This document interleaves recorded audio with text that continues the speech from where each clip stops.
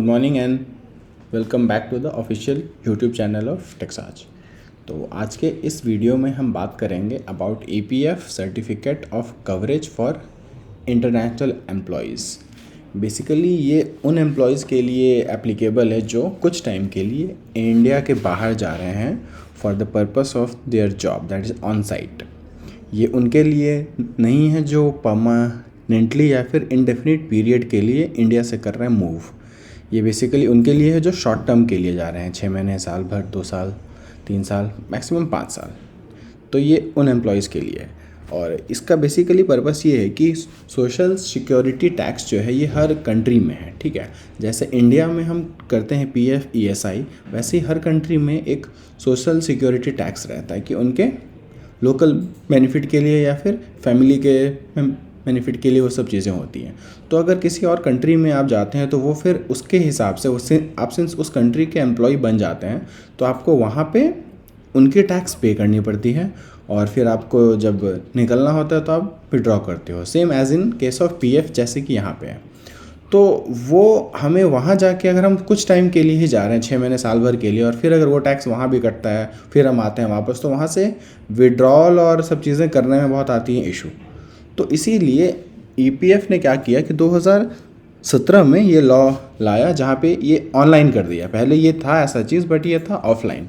तो वहाँ आपको ऑफलाइन फिजिकली फॉर्म वगैरह पूरा एकदम सबमिट करके जमा करना पड़ता था, जिसमें कि बहुत ज़्यादा टाइम लग जाता था। तो उसके बदले अब आ चुकी है ये साइट। तो ये हमारी साइट है। इस साइट पे इसके बारे में डिस्क्रिप्शन हमने स्टेप वाइज डाल रखा है। तो पहले जो था ये ऑफलाइन था और 10,000 रुपये इसकी कॉस्ट थी, अब भी है। अगर कोई PF में कवर्ड नहीं और फिर करना चाहता है तो उसकी कॉस्ट इतनी है। तो अभी हम बात करेंगे कि इसको ऑनलाइन कैसे करना है। तो ये रिटर्न एक्सप्लेनेशन यहाँ है, आप हमारे साइट पे जाके देख सकते हैं।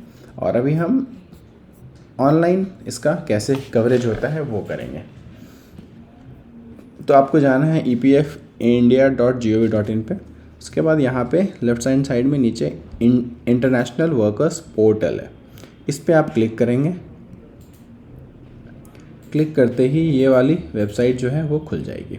यहाँ पे अब आप देख सकते हैं कि 3 ऑप्शन है, एम्प्लॉयर, EPFO, फॉरेन एजेंसीज, मतलब ये बाहर की कंट्रीज़ के लिए है टू वेरीफाई द कवरेज। ये EPFO और ये एम्प्लॉयर है यानी कि ऑर्गेनाइजेशन। और यहाँ नीचे फिर देख सकते हैं कि यहाँ पे दिया हुआ है एप्लीकेशन फॉर COC मतलब सर्टिफिकेट ऑफ कवरेज, फिर एप्लीकेशन फॉर एक्सटेंशन।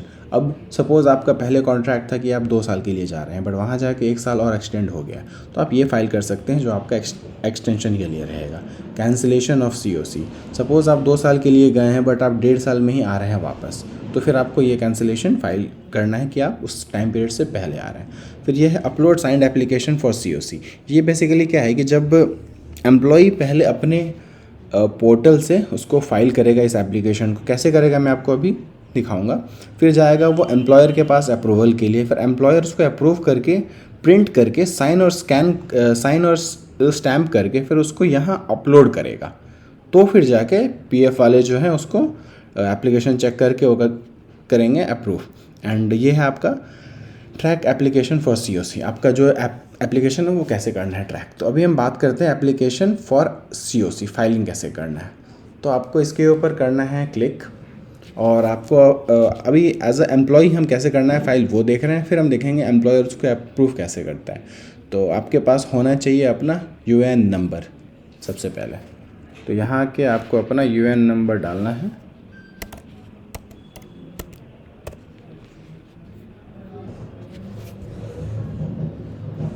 तो इस तरीके से वो अभी देखिए आपका UN नंबर वैलिडेट कर लेगा और जिस ऑर्गेनाइजेशन से आप लिंक्ड हैं ये आपकी कंपनी का आएगा। तो आप अगर अभी एक साथ अगर 2-3 कंपनी में एम्प्लॉयड हैं तो आपको यहाँ चूज़ करना पड़ेगा कि एक्चुअली किस ऑर्गेनाइजेशन से आप ये असाइनमेंट पे जा रहे हैं। आपको यहाँ वही चूज़ करना है क्योंकि उसी बेसिस पे उसके पास वो अप्रूवल के लिए जाएगा। और ये आ गया, ये डालते ही आपके पास ये आ जाएंगे आपकी डिटेल जो आपको करनी है यहाँ पे fill. UN number, name of employee, gender, Aadhaar number, date of birth, nationality, basic चीज़ें ही हैं, कोई ऐसा वो नहीं है खास एक्स्ट्रा। अगर फैमिली मेम्बर्स भी आपके जा रहे हैं तो आपको यहाँ पे यस करना है और उनकी भी डिटेल डालनी पड़ेगी, name, date of birth, relation with the employee जो भी है वो डालना है आपको, और अगर नो तो ठीक है। उसके बाद पासपोर्ट डिटेल्स हमें डालना पड़ेगा, passport number, date of issue, place of issue, passport valid up to, और उसकी फ़ोटो, क्योंकि जाहिर बात है जब बाहर जाना है तो पासपोर्ट के बिना तो जा नहीं पाएंगे। उसके बाद एम्प्लॉयर, जिस एम्प्लॉयर के असाइनमेंट पे आप जा रहे हैं उनकी डिटेल यहाँ अपने आप फेच हो जाएगी मेंबर आईडी से। ईमेल आईडी आप वहाँ पे डाल दें। बिजनेस एक्टिविटी जो भी है आपका काम, मतलब कंपनी का काम, वो डालना है। Details of the employer and place of work in country, जिस कंट्री में आप जा रहे हैं, तो अभी इन कंट्रियों से ही इंडिया का टाई अप है फॉर दिस COC। मतलब अभी ग्रेजुअली और भी चीज़ें ऐड होंगी, but at this point of time Australia, Belgium, Canada, चेक रिपब्लिक, डेनमार्क, फिनलैंड, ये सारी कंट्रीज़ हैं जहाँ पे आप ये एप्लीकेबल, आपके लिए एप्लीकेबल है। बाकी कंट्रीज़ के साथ ऐसा कोई अरेंजमेंट नहीं है, तो आपको वहाँ पे वहीं की टैक्स जाएगी। वर्क परमिट, कब से कब तक के लिए आप जा रहे हैं, estimated as per your assignment या कॉन्ट्रैक्ट, एड्रेस, कंपनी का, बिजनेस एक्टिविटी, सबमिट। आप जब यहाँ से सबमिट कर देंगे उसके बाद आपको जाना पड़ेगा, आपको कुछ नहीं करना है, फिर आपके एम्प्लॉयर के पास जाएगा। उसके बाद आपके एम्प्लॉयर को यहाँ जाके एम्प्लॉयर वाला जो ऑप्शन है वो चूज़ करना है। एम्प्लॉयर के लिए जो आईडी पासवर्ड है वो देखो, आप यहाँ किसी इस पोर्टल पे क्रिएशन का कोई भी ऑप्शन नहीं है, ठीक है।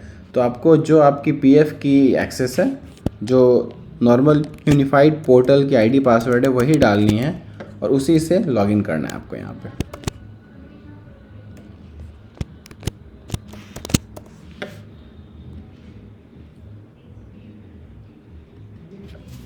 तो जो हमारी PF की आईडी थी कंपनी की, उसी से हम यहाँ पे लॉगिन करने की कोशिश कर रहे हैं।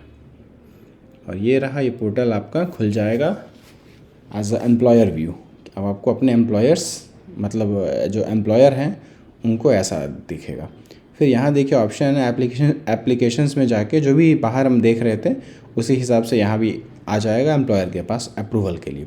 सर्टिफिकेट ऑफ कवरेज में वो डिटेल्स आ जाएंगी, वो डालना पड़ेगा आपको यहाँ पे। हाँ, यहाँ पे वो एम्प्लॉयज़ की डिटेल आ जाएंगी फॉर द अप्रूवल।